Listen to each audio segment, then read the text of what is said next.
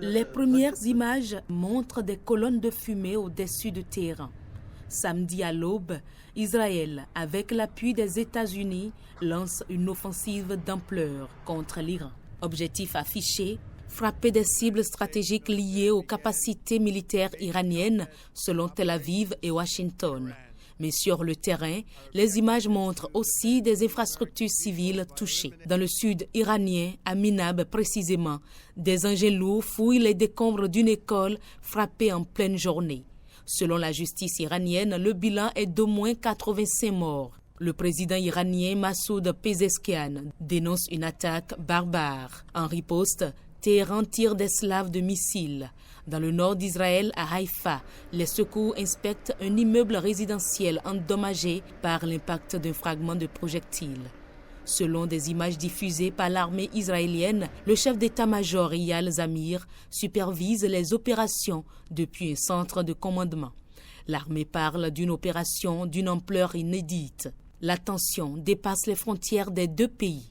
À Abu Dhabi, aux Émirats arabes unis, des systèmes de défense interceptent des missiles. Des traînées blanches strient le ciel nocturne.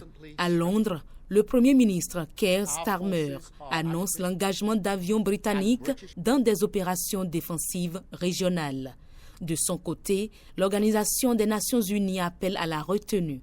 Le haut-commissaire aux droits de l'homme, Volker Turk, exhorte toutes les parties à revenir à la raison, avertissant d'une spirale de destruction. La rue s'enflamme aussi.